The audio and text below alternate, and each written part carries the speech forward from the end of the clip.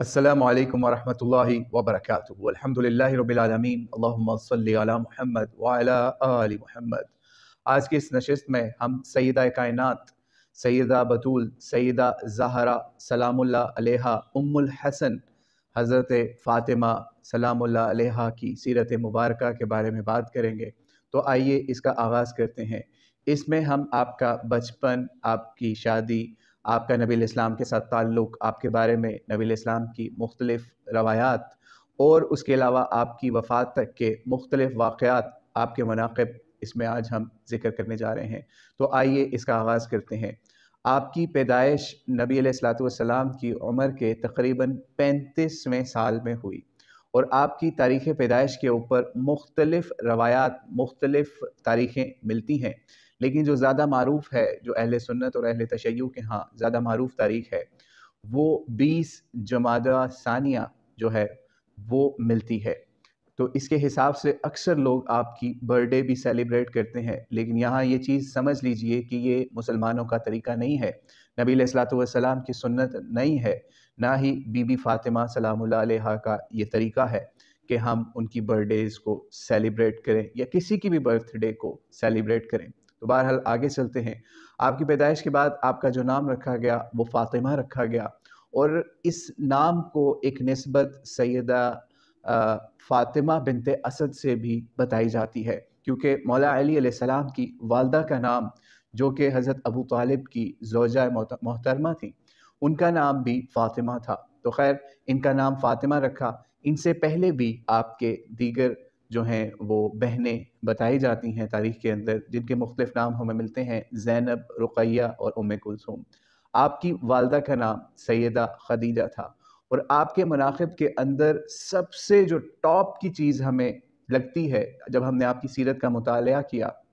तो सबसे टॉप की चीज़ जो आपकी लगती है, वो ये है कि नबी अलैहिस्सलाम आपके वालिद हैं और सैयदा खदीजा आपकी वालदा हैं। यानी इससे बड़ा नसब, इससे बड़ा मर्तबा और इससे बड़े मनाक़िब क्या होंगे कि सैयदा खदीजा आपकी वालदा हैं और नबी अलैहिस्सलाम आपके वालिद हैं। तो बहरहाल आप सग़ीर सनी में, यानी छोटी उम्र के अंदर ही बहुत ज़्यादा बहादुर थी और अपने वालिद यानी नबी अलैहिस्सलाम का बहुत ज़्यादा दीन में साथ देने वाली थी और दुनिया में भी। तो बहरहाल एक मर्तबा क्या हुआ, सही बुखारी के अंदर भी ये वाक़या मिलता है कि आप बहुत छोटी उम्र में थी, अभी इस्लाम के या नबी अलैहिस्सलाम की जो दावत थी उसके इब्तदाई अय्याम थे कि नबी अलैहिस्सलाम खाने काबा के करीब नमाज अदा कर रहे थे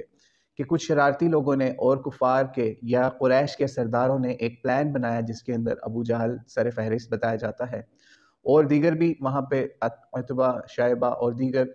सरदार जो थे अबू जहल समेत, वो वहाँ पर थे, अमर बिन हशाम भी। तो उन्होंने प्लान बनाया कि जब नबी अलैहिस्सलाम जिस वक़्त नमाज़ पढ़ रहे थे, तो उन्होंने एक शख़्स से कहा कि वो ओजड़ी लेके आए और ऊँट की या ऊँटनी की ओजड़ी नबी अलैहिस्सलातु वस्सलाम के ऊपर नमाज के दौरान डाल दी। हज़रत अब्दुल्ला बिन मसूद इस रवायत के रावी हैं, ग़ालिबन बुखारी के अंदर ये रवायत मिलती है कि उस वक़्त वो इतने स्ट्रॉन्ग नहीं थे, क्योंकि वो ख़ुद उन्हीं सरदारों के काम किया करते थे। लेकिन बहरहाल उनमें इतनी गैरत थी कि उसी वक़्त फ़ौरी दौड़े और नबी अलैहिस्सलाम के घर पहुँचे और वहाँ बताया कि नबी अलैहिस्सलाम के ऊपर इस तरीके से ओजड़ी डाल के लोग मज़ाक उड़ा रहे हैं। सैयदा फ़ातिमा आपको वहाँ मिली और फ़ौरी सैयदा फ़ातिमा छोटी उम्र में थी, फ़ौरी भागी और नबी अलैहिस्सलाम के ऊपर से वो बोझ जो है वो उतारा और वहाँ पर उनको, कुफ़ार को या अहले कुरैश को बद्दुआएँ भी दी। जब नबी अलैहिस्सलातु वस्सलाम ने सलाम फेरा, नमाज़ ख़त्म की, तो नबी अलैहिस्सलाम ने भी उन कुफ़ार या कुरैशियों को बद्दुआ दी और उस बद्दुआ का ये नतीजा हुआ कि अब्दुल्ला बिन मसूद जो उस रवायत के अंदर हैं, वो बताते हैं कि बदर के दिन उन्होंने देखा अमर बिन हशाम, अतबा, शैबा और जितने भी 6-7 लोग थे, उन सब की लाशें जो हैं, वो वहाँ पर घसीट कर बदर के करीब कुएँ में डाली गई। तो ये था सैयदा फ़ातिमा का कि जिस वक़्त मुसलमान अभी कम तादाद में थे और आप छोटी थीं, उस वक़्त भी नबी अलैहिस्सलाम के लिए किस तरीके से तड़पती थीं और आपका साथ मसाइब के अंदर दिया करती थीं। इसी तरीके से जिस वक़्त आपकी उम्र कुछ ज़्यादा होती है, यानी बुलूगत की उम्र को पहुँचती हैं, तो हज़रत अली रज़ियल्लाहु तआला अन्हु नबी अलैहिस्सलाम को आपके निकाह के हवाले से निकाह का पैगाम भेजते हैं। इस निकाह के पैगाम से पहले भी अक्सर रवायात के अंदर मिलता है कि हज़रत अबू बकर सिद्दीक़ और उसके अलावा हज़रत उमर रज़ियल्लाहु तआला अन्हुमा, इन्होंने भी आपसे निकाह के लिए पैगाम भेजा था। यानी इतने आली नसब वाली اور اتنے اعلیٰ مناقب والی شخصیت سے نکاح کرنے کے لیے آپ خود سوچیے ارب عجم کس طریقے سے کوشش کرتا ہوگا۔ تو بہرحال حضرت ابوبکر، حضرت عمر، انہوں نے بھی جب نکاح کا پیغام بھیجا تو روایات کے مطابق نبی علیہ السلام نے ان کی چھوٹی عمر کی وجہ سے ان کے نکاح سے منع کر دیا، لیکن بہرحال جس وقت حضرت علی رضی اللہ تعالیٰ عنہ نے پیغام بھیجا تو نبی علیہ السلام نے ان کا یہ پیغام قبول کر لیا، اور نکاح سے پہلے یا نکاح کے حوالے سے حضرت علی سے پوچھا کہ آپ کے پاس کچھ ہے، یعنی مال و دولت کے حوالے سے، تو حضرت علی نے کہا نہیں، میرے پاس کچھ بھی نہیں ہے۔ تو حضرت علی نے جب یہ کہا تو نبی علیہ السلام نے ان کو یاد کروایا کہ اس طریقے سے فلاں زرہ جو ہے وہ آپ کو مال غنیمت سے یا آپ کو ملی ہوئی ہے، تو وہ ہے؟ تو انہوں نے کہا بالکل وہ ہے۔ تو نبی علیہ السلام نے کہا کہ وہی استعمال میں لے آؤ، او کما قال علیہ الصلوۃ والسلام۔ تو بہرحال نبی علیہ السلام نے آپ کی بہت سادگی کے ساتھ رخصتی فرمائی، سیدہ فاطمہ کے ساتھ آپ کا نکاح فرمایا، اور اس کے لیے نبی علیہ السلام نے کچھ جہیز بھی بتایا جاتا ہے یا کچھ سامان بھی بتایا جاتا ہے وہ بھی دیا، جس کے اندر کچھ 2 پیالے بتائے جاتے ہیں، ایک آٹے کی چکی اور چادر اور اس طرح کی مختلف چیزیں ملتی ہیں۔ اور سیدہ فاطمہ کی سیرت کے حوالے سے یہ جو کتاب ہے جناب طالب ہاشمی صاحب کی، یہ بھی ہم آپ کو ریکمینڈ کریں گے، کیونکہ جو ہم آپ کو سیرت بیان کر رہے ہیں اس کے کچھ واقعات اس کتاب میں بھی ملتے ہیں۔ اور اسی طریقے سے ایک اور کتاب آپ کو ریکمینڈ کریں گے ہم اسی دوران، یہ ہے الاصابہ فی تمییز الصحابہ، جس کے اندر صحابہ اہل بیت ان کے جو بھی بڑی بڑی شخصیات ہیں ان کے حالات زندگی اس میں نقل کیے گئے ہیں۔ تو یہ جو کتاب ہے سیرت فاطمہ سلام اللہ علیہا یا رضی اللہ تعالیٰ عنہا، اس کے اندر ایک واقعہ اور بھی لکھا جاتا ہے کہ جس وقت نبی علیہ السلام نے آپ کا نکاح پڑھایا، ان کی رخصتی فرمائی، تو اس کے بعد ایک واقعہ یہ بھی نقل کیا جاتا ہے، اس کے بعد نبی علیہ السلام حضرت علی کے گھر آئے، اور اس وقت وہاں پہ ان کے ساتھ رخصتی کے ساتھ ام ایمن یا سیدہ اسماء بنت عمیس بھی ہے، اور ان کے ساتھ بھیجا، ان کو بھی بھیجا۔ تو نبی علیہ السلام حضرت علی کے گھر آئے اور ایک پانی کا برتن منگوایا اور اس کے ذریعے سے وضو کیا، اور کچھ روایات کے مطابق اس کے اندر اپنا لعاب بھی شامل کیا۔ پھر اس کے بعد نبی علیہ السلام نے دعائیں کی، اور اس برتن میں جو بچا ہوا پانی تھا، یعنی وضو کے بعد جو بچا ہوا پانی تھا، اس پانی کو حضرت علی کے اوپر بھی چھڑکا اور بی بی فاطمہ سلام اللہ علیہا کے اوپر بھی چھڑکا، اور ان کے لیے مختلف دعائیں بھی کی، جس کے اندر اولاد کی اور دیگر دعائیں بھی شامل تھیں۔ اس کے بعد نبی علیہ السلام نے ان کو آرام کے لیے رخصت کر دیا یا ان کے کمرے میں پہنچا دیا۔ تو بہرحال یہ بھی ایک واقعہ ہے سیدہ فاطمہ سلام اللہ علیہا کے حوالے سے یا نبی علیہ السلام کی سنت کے حوالے سے۔ خیر ان روایتوں کی تصدیق تو ہم نہیں کر سکتے، نہ ہی ان کی تنقیص کر سکتے ہیں جن کے اندر یہ واقعہ ہے کہ اس طرح پانی چھڑکنے والا حضرت علی کے اوپر اور حضرت فاطمہ کے اوپر۔ لیکن بہرحال اس سے بھی ایک چیز پتہ چلتی ہے کہ اگر آپ پانی کے اوپر دم کر کے یا اس سے دعائیں کر کے کسی کو پانی پر چھڑکیں، اور اگر خاص طور پہ آپ اپنی بیٹی اور اپنے داماد کے اوپر بھی چھڑک سکتے ہیں اس طریقے سے پانی، اور دعائیں بھی کر سکتے ہیں تاکہ شیطان اور دیگر چیزوں سے یہ جوڑا جو ہے محفوظ رہ جائے۔ تو بہرحال اس کے بعد آپ کی شادی ہوتی ہے، شادی کے بعد یا نکاح کے بعد پھر ولیمے کی بھی چھوٹی سی تقریب ہوتی ہے، اور اس کے بعد نبی علیہ السلام کی دعاؤں کی برکت سے اللہ کریم آپ کو بہت خوبصورت اور بہت اعلیٰ ائمہ عطا فرماتا ہے، یعنی امام حسن، امام حسین، اور اسی طریقے سے سیدہ زینب اور ام کلثوم، یہ آپ کی اولاد کے اندر یہ بھی اولاد شامل ہے۔ پھر اسی طریقے سے ایک کنیز بھی بعد میں آپ کو ملتی ہے کچھ عرصے بعد، یعنی اس کا نام فضہ بتایا جاتا ہے، جو بعد میں آپ کی دیگر اولاد یا سیدہ زینب بنت علی کے پاس بھی آپ کی وفات کے بعد آ جاتی ہے۔ تو بہرحال نبی علیہ السلام نے جب حضرت علی کے ساتھ آپ کو رخصت کیا تو آپ یہ سوچئے کہ اس وقت حضرت علی کے پاس نہ کچھ مال و دولت تھا، نہ کوئی بڑے مکان تھے، یہاں تک کہ حضرت علی کا جو گھر تھا وہ نبی علیہ السلام کے گھر سے کچھ فاصلے پر تھا، تو آنے جانے میں کچھ پرابلم ہوا کرتی تھی نبی علیہ السلام کو، کیونکہ سیدہ فاطمہ سلام اللہ علیہا سے بہت زیادہ آپ کو محبت تھی۔ تو اس وقت بھی جب سیدہ فاطمہ کو یہ بات پتہ چلی تو انہوں نے نبی علیہ السلام سے کہا کہ کیوں نہ آپ حارثہ بن نعمان کو کہیں کہ وہ ایک گھر آپ کو دے دیں جو نبی علیہ السلام کے گھر کے بالکل ساتھ یا قریب ہو، کیونکہ یہ حارثہ بن نعمان انصاری صحابی تھے اور بہت مال و دولت والے اور بہت سے گھر تھے ان کے پاس۔ تو نبی علیہ السلام نے کہا کہ نہیں، وہ پہلے ہی بہت لوگوں کی مدد کرتے ہیں اور لوگوں کو مکان دے چکے ہیں، تو نبی علیہ السلام نے ان کو نہیں کہا۔ لیکن بات کسی طریقے سے نکل کے حارثہ بن نعمان تک پہنچ گئی، تو حارثہ بن نعمان نے نبی علیہ السلام کو یعنی بی بی فاطمہ سلام اللہ علیہا کو نبی علیہ السلام کے گھر کے بالکل پاس یا ساتھ ایک گھر عطا کر دیا ایز گفٹ۔ تو بہرحال نبی علیہ السلام نے ان کو بہت سی دعائیں بھی دی، تو انہوں نے پھر اس کے بعد حضرت علی اور حضرت فاطمہ یہ نبی علیہ السلام کے گھر کے بالکل پاس حارثہ بن نعمان کے گھر میں شفٹ ہو گئے۔ نبی علیہ السلام نے جب سیدہ فاطمہ کو اس طریقے سے رخصت کیا، یا ان کے ساتھ والے گھر میں بھی تھے، اور اکثر نبی علیہ السلام حضرت فاطمہ کے گھر آیا جایا کرتے تھے۔ ایک مرتبہ کیا ہوا کہ کیونکہ سیدہ فاطمہ کو معلوم ہے جہیز میں بھی چکی بھی دی ہوئی تھی، تو گھر میں ہی وہ چکی کو پیسا کرتی تھی اور ہاتھوں میں چھالے پڑ جاتے تھے، ورم آ جاتے تھے، تو پرابلم ہوتی تھی، بہت محنت کیا کرتی تھی اپنے گھر کو چلانے کے لیے۔ تو ہوا یہ کہ ایک مرتبہ حضرت علی رضی اللہ تعالیٰ عنہ کو معلوم ہوا کہ کچھ کنیزیں یا کچھ غلام یہ لوگ آئے ہیں مال غنیمت اور دیگر چیزوں کے ذریعے سے، تو سیدہ فاطمہ سے انہوں نے کہا کہ نبی علیہ السلام سے آپ سفارش کریں یا ان کو کہیں کہ ہمیں بھی کوئی غلام عطا کریں تاکہ ہمارے لیے آسانی والا معاملہ ہو۔ تو سیدہ فاطمہ گئیں نبی علیہ السلام کے پاس، اس وقت وہاں پہ رش وغیرہ تھا، تو نبی علیہ السلام کو وہ اپنی حاجت صحیح طریقے سے بیان نہیں کر سکی، لیکن بہرحال واپس آ گئی۔ اس کے بعد نبی علیہ السلام خود آئے سیدہ فاطمہ کے پاس، اور تاکہ پوچھیں کہ کیا مسئلہ تھا، کیا بات تھی جو آپ کرنے آئی تھی۔ تو نبی علیہ السلام نے جب ان کے پاس آئے، ان کے گھر میں آئے، تو انہوں نے اپنے ہاتھ دکھائے یا جو بھی پرابلم ہوا کہ میں اس طریقے سے بہت مصیبت میں ہوں کہ ہمیں بھی کوئی خادم یا غلام یا کوئی چیز چاہیے جو ہماری مدد کر سکے کاموں، گھر کے کاموں کے لیے۔ تو نبی علیہ السلام نے ان کو بتایا کہ اصحاب صفہ اور دیگر جو بدر کے شہداء ہیں ان کے اوپر بھی خرچ کرنے کے لیے معاملات ہیں، تو اس لیے میں بھی آپ کو اس طریقے سے نہیں دے سکتا غلام۔ لیکن پھر سیدہ غمگین ہوئی تو نبی علیہ السلام نے ان کو ایک بہت زبردست وظیفہ بتایا جو کہ مشہور ہے تسبیح فاطمہ کے نام سے۔ تو خیر نبی علیہ السلام نے ان کو ایک وظیفہ بتایا جو مختلف روایات میں مختلف طریقے سے ملتا ہے۔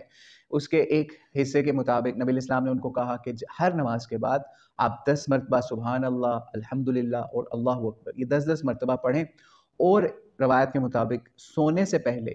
33 مرتبہ سبحان اللہ، الحمدللہ اور اللہ اکبر 34 مرتبہ، یعنی 33 دفعہ سبحان اللہ اور 34 دفعہ اللہ اکبر پڑھ کے تو آپ سوئیں، تو انشاءاللہ اللہ آپ کے لیے عافیت والا معاملہ فرمائے گا، یعنی اس طرح بھی روایت میں مل جاتا ہے۔ تو حضرت علی رضی اللہ تعالیٰ عنہ فرماتے ہیں کہ جنگ صفین کی راتوں میں بھی، یعنی کتنی زبردست قسم کی تھکان والی راتیں ہوں گی کہ جب مسلمان ہی حضرت علی کے سامنے ہیں اور حضرت علی کو ان کا مقابلہ کرنا پڑ رہا ہے، ان کو سمجھانے کے لیے، ان کو راہ حق پہ لانے کے لیے، تو ان راتوں میں بھی انہی کلمات کے ذریعے سے حضرت علی اپنے دل کو، اپنے جسم کو تسکین دیتے تھے۔ تو یہ سوچئے کہ روحانی طور پہ نبی علیہ السلام نے اپنی اولاد کے لیے مال و دولت اور غلام اور ان چیزوں کی بجائے اللہ کے ذکر اذکار کو پسند کیا اور ان کو وہ عطا کیا، یہاں تک کہ بی بی فاطمہ بھی وہ پڑھتی تھی اور حضرت علی بھی، یہاں تک کہ ان کی شہادت ہو جاتی ہے۔ تو یہ کچھ واقعات تھے حضرت علی اور حضرت فاطمہ کی سیرت کے حوالے سے۔ تو اللہ کی کروڑوں رحمتیں ہوں، آپ کے مختلف القابات بھی تاریخ کے اندر اور دیگر روایتوں میں ملتے ہیں، جس کے اندر آپ کو سیدہ کائنات بھی کہا جاتا ہے، سیدۃ النساء العالمین بھی کہا جاتا ہے، ام الحسن بھی کہا جاتا ہے، کیونکہ حضرت حسن آپ کے بڑے بیٹے ہیں، ان کی نسبت سے آپ کی کنیت ام الحسن پکاری جاتی تھی۔ پھر اسی طریقے سے بطول بھی آپ کو کہا جاتا ہے۔ بطول کا مطلب جو اکثر لوگوں نے معنی کرنے والوں نے لکھا ہے، اس کا مطلب ہے کہ سب کو چھوڑ کے، دنیا کو چھوڑ کے اللہ کی طرف یکسو ہو کر یا اللہ کی طرف رخ پھیرنے والے کو، یا بہت ہی پاک اور اعلیٰ ہستی کو بطول کہتے ہیں۔ اور اسی طریقے سے آپ کا ایک نام زہرا کہا جاتا ہے، آپ کا لقب بتایا جاتا ہے۔ زہرا کا مطلب بھی کچھ لوگوں نے نورانی لکھا ہے، اور مختلف اس طرح کے القابات آپ کے لکھے ہیں۔ اور ایک اور لقب بھی آپ کو ام ابیہا بھی کہا جاتا ہے، جس کا ظاہری معنی ہوتا ہے کہ اپنے باپ کی ماں، یعنی یہ ظاہری معنی ہے، لیکن حقیقی معنی اکثر علماء نے یہ بتایا ہے، یعنی اپنے والد کی طرح ہی بزرگ و برتر خاتون، جیسے سیدہ کائنات ام المؤمنین سیدہ فاطمہ سلام اللہ علیہا۔ اور اسی طریقے سے مختلف احادیث کے اندر بھی آپ کے بارے میں بہت سی شانیں بیان ہوتی ہیں۔ جب حضرت علی رضی اللہ عنہ کے حوالے سے ایک قصہ بیان کیا جاتا ہے، صحیح بخاری کے اندر بھی اس کے ہمیں آثار ملتے ہیں یا روایات ملتی ہیں کہ جس وقت نبی علیہ السلام کو پتہ چلا کہ سیدہ فاطمہ ناراض ہوئی ہیں حضرت علی رضی اللہ تعالیٰ عنہ سے کس مسئلے کے اوپر کہ ان کو پیغام نکاح دیا جا رہے ہیں جناب ابو جہل کی بیٹی کی طرف سے یا ان کے گھر کی طرف سے، تو اس کے اوپر سیدہ فاطمہ بھی ناراض ہوئی، نبی علیہ السلام بھی ناراض ہوئے۔ تو اس وقت بھی ایک ارشاد سامنے آیا کہ نبی علیہ السلام نے کہا جس نے فاطمہ کو غضبناک یا ناراض کیا، اس نے مجھے ناراض کیا، او کما قال علیہ الصلوۃ والسلام۔ تو بہرحال اس کے بعد حضرت علی نے اس نکاح کا ارادہ بھی بالکل ترک کیا یا نہیں کیا، اور سیدہ فاطمہ کی زندگی میں کوئی دوسرا نکاح آپ نے بالکل نہیں کیا، اور نبی علیہ السلام نے اس کے اوپر ایک چھوٹا سا خطبہ بھی ارشاد فرمایا کہ میں حلال کو حرام نہیں کر سکتا، لیکن میری بیٹی کو کوئی اس طریقے سے دکھ اور رنج دے تو وہ بھی نبی علیہ السلام کو قبول نہیں کی۔ تو اس طریقے سے اس کا مفہوم کچھ یوں ہے۔ تو سیدہ فاطمہ سلام اللہ علیہا کی جو وفات ہے وہ بتایا جاتا ہے رمضان 11 ہجری میں تقریباً بتائی جاتی ہے، لیکن بہرحال چونکہ نبی الاسلام کی سنت میں، نبی الاسلام کے دور کے اندر دن منانے کا کوئی رواج نہیں تھا، نہ پیدائش کا نہ وفات کا، تو اس وجہ سے آپ کو مختلف اقوال مل جائیں گے آپ کی پیدائش کے حوالے سے بھی اور آپ کی وفات کے حوالے سے بھی۔ تو اللہ کریم کی کروڑوں رحمتیں ہوں سیدہ فاطمہ سلام اللہ علیہا رضی اللہ تعالیٰ عنہا کے اوپر، اور اسی طریقے سے احادیث میں آپ کی بہت زیادہ فضیلت بیان ہوئی ہے، یہاں تک کہ نبی الاسلام کی ایک روایت ہے، اس کا کچھ مفہوم یوں ہے کہ جنت کی عورتوں کی سردار جو ہیں وہ سیدہ فاطمہ سلام اللہ علیہا ہے، اور مختلف احادیث جب ہم اکٹھی کر کے ان کو دیکھتے ہیں تو ایسی روایات بھی ہمارے سامنے آتی ہیں کہ جنت کی عورتوں کی سردار 4 عورتیں ہیں، جس میں سیدہ مریم یعنی حضرت عیسیٰ علیہ السلام کی والدہ، سیدہ آسیہ فرعون کی بیوی، پھر اسی طریقے سے سیدہ خدیجہ جو نبی علیہ السلام کی زوجہ ہیں، اور سیدہ فاطمہ الزہرا رضی اللہ تعالیٰ عنہ، یہ 4 جو ہیں یہ جنت کی عورتوں کی سردار ہیں۔ پھر اسی طریقے سے ایک روایتیں کچھ ایسی بھی مل جاتی ہیں جس کے اندر ہے کہ سیدہ فاطمہ جو ہیں جنت کی عورتوں کی سردار ہیں، سوائے حضرت مریم سلام اللہ علیہا کے علاوہ باقی عورتوں کی سردار ہیں۔ تو اس طریقے سے مختلف روایات آپ کی جنت کی سرداری کے حوالے سے بھی مل جاتی ہیں۔ یہاں ایک نقطہ اور بھی نوٹ کر لیجئے کہ یہ نہیں ہوتا کہ کسی اگر جنت ہے تو اس میں ایک ہی سردار ہوگا، جیسے ہمیں ملتا ہے حسن اور حسین جنت کے نوجوانوں کے سردار ہیں، اور مختلف انبیاء کے بارے میں بھی یہ چیز بالکل مل جاتی ہے کہ فلاں بھی جنت کے سرداروں میں ان کا نام آتا ہے۔ تو بہرحال اس لیے ایک سردار کی بات نہیں ہے، جیسے مثال کے طور پہ آپ کو ایک چھوٹی سی مثال دیتا ہوں، چھوٹی مثال ہے، اس کا اس سے سمجھنے کو ڈائریکٹ لنک نہیں ہے۔ جیسے قریش کے سردار ہوا کرتے تھے، انصار کے سردار ہوا کرتے تھے، تو اس کا مطلب یہ نہیں ہے کہ قریش کا صرف ایک ہی سردار تھا، ٹھیک ہے؟ اس طریقے سے سرداری کا لفظ جو ہے وہ اس طریقے سے عرب دنیا کے اندر بڑے مرتبے والوں کے لیے بولا جاتا تھا۔ تو اللہ کی کروڑوں رحمتیں ہوں سیدہ فاطمہ کے اوپر، اور علماء نے یہ بھی لکھا ہے کہ نبی علیہ السلام کی سنت جو ہے وہ مسلمان امت کے مردوں کے لیے فرض ہے، اور اسی طریقے سے سیدہ فاطمہ سلام اللہ علیہا کی سنت جو ہے یا طریقہ جو ہے وہ سیدہ کی طریقہ مسلمان امت کی عورتوں کے لیے بیسٹ ہے۔ اور اسی کے اوپر حضرت علامہ اقبال نے بھی کچھ لکھا ہے، وہ بھی ضرور پڑھیے گا، اگر کہیں گے تو ہم نے بھی ایک جگہ پہ وہ کلام پڑھا ہوا ہے، تو اس کے ترجمے کے ساتھ فارسی کلام ہے سیدۃ النساء للعالمین کے اوپر، کہ کس طریقے سے وہ اسوہ کاملہ ہے مسلمان امت کی عورتوں کے لیے۔ یہاں پر آج کی عورتوں کو بھی یہ چیز سمجھنے کی ضرورت ہے کہ سیدہ فاطمہ سلام اللہ علیہا وہ ہستی تھی کہ گھر کے کام کرتے کرتے، چکی پیستے پیستے ان کے ہاتھوں کے اندر چھالے پڑ جاتے تھے، اللہ کریم کی عبادت کرتے ہوئے ساری ساری رات گزر جایا کرتی تھی۔ لیکن آج کی عورتیں آپ دیکھ لیں، آج کی لڑکیاں آپ دیکھ لیں، کیا وہ سیدہ فاطمہ سلام اللہ علیہا کی سیرت کے اوپر ہیں؟ بالکل نہیں ہے، ان کا کوئی تعلق نہیں، چاہے وہ شیعہ ہو چاہے سنی ہو۔ تو ہمیں اپنی عورتوں کو سیدہ فاطمہ کی سیرت کا بتانا ہے اور ان کے کردار کا بتانا ہے کہ کس طریقے سے وہ گھر کی چار دیواری کے اندر خاص طور پہ سیدہ کس طریقے سے اپنی زندگی گزارتی رہیں، یا گھر سے باہر انہوں نے کس طرح کی زندگی گزاری، اور کس طریقے سے پردے کے اندر کس طرح سے آپ نے اپنی زندگی گزاری۔ آپ کی جب وفات کا واقعہ دیکھتے ہیں تو اس میں مختلف واقعات مل جاتے ہیں کہ نبی علیہ السلام کی وفات کے بعد آپ بہت زیادہ بیمار ہو گئیں اور بہت زیادہ گریہ بھی کیا کرتی تھی۔ نبی علیہ السلام کی قبر مبارک کے اوپر بھی جا کر انہوں نے بہت اس طرح کے غمگین شعر بھی پڑھے کہ وہ ہماری ہمت نہیں ہے کہ ہم ان اشعار کو آج اس میں بیان کر سکیں، کبھی موقع ملا تو بیان کریں گے۔ تو بہت غمگین رہتی تھی، بلکہ جب آپ کی وفات ہونے سے پہلے نبی علیہ السلام نے آپ کے کان میں یا آپ کے قریب ہو کے کچھ بات کہی تو سیدہ فاطمہ رونے لگی، اور اس کے بعد جب ایک اور بات کہی تو وہ مسکرا دی، وہ ہنسنے لگی۔ تو بعد میں پوچھنے والوں نے پوچھا تو پتہ چلا کہ وہ کیا بات تھی، تو وہ یہ بات تھی کہ جب روئیں تو اس لیے کہ نبی علیہ السلام ہمیں چھوڑنے والے ہیں، تو ہنسی کس لیے کہ کہا کہ مجھے میرے جانے کے بعد سب سے پہلے جو مجھے ملے گا وہ تم ہوگی، یعنی سیدہ فاطمہ۔ تو نبی علیہ السلام کی وفات کے چند ماہ بعد آپ کی بھی وفات ہوئی، اور یہ لوگوں نے بھی لکھا ہے کہ نبی علیہ السلام کے اہل بیت میں سے سب سے پہلے نبی علیہ السلام کے وفات کے فوری بعد آپ ہی کی وفات ہوتی ہے۔ تو بہرحال آپ کی وفات کے بعد حوالے سے مختلف واقعات بھی نقل ہوتے ہیں۔ ایک واقعہ جو کہ سیرت نگاروں نے یا پھر تاریخ نگاروں نے لکھا ہے کہ آپ وفات سے پہلے آپ نے غسل کیا اور بہترین کپڑے پہنے اور کہا کہ میرا آخری وقت آ گیا ہے، مجھے انہی کپڑوں میں اور اسی طریقے سے دفن کرنا، مجھے غسل کی ضرورت نہیں ہے۔ لیکن کچھ روایات کے اندر یہ واقعہ بھی نقل ہوتا ہے کہ اسماء بنت عمیس نے اور ام ایمن اور دیگر جو ہیں اچھا، اسما بنت عمیس ہیں حضرت ابوبکر صدیق رضی اللہ تعالیٰ عنہ کی بیوی، ان کے حوالے سے بھی ملتا ہے کہ انہوں نے غسل دیا، لیکن بہرحال واللہ عالم یہ مختلف واقعات ہیں کہ اصل میں غسل کس نے دیا، یا سیدہ فاطمہ نے خود ہی غسل کر لیا اور ان کی تدفین کر دی گئی۔ پھر اسی طریقے سے کچھ روایات کے اندر یہ بھی ملتا ہے کہ حضرت علی نے آپ کا جنازہ پڑھایا، کچھ روایات میں یہ بھی ملتا ہے کہ حضرت عباس نے آپ کا جنازہ پڑھایا، پھر کچھ ایسی منقطع روایات کے اندر یہ بھی ملتا ہے، یعنی اگر ہم صحیح ضعیف کا چکر چھوڑ دیں تو یہ بھی مل جاتا ہے کہ حضرت ابوبکر رضی اللہ تعالیٰ عنہ نے آپ کا جنازہ پڑھایا۔ تو بہرحال اس طرح کی مختلف روایات ہیں تو جن سے ہمیں پتہ چلتا ہے کہ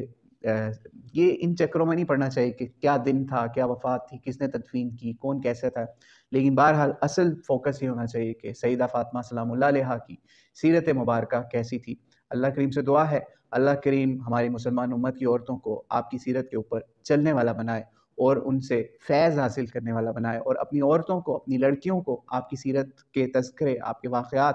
اور آپ کے مختلف افکار جو ہیں وہ اپنی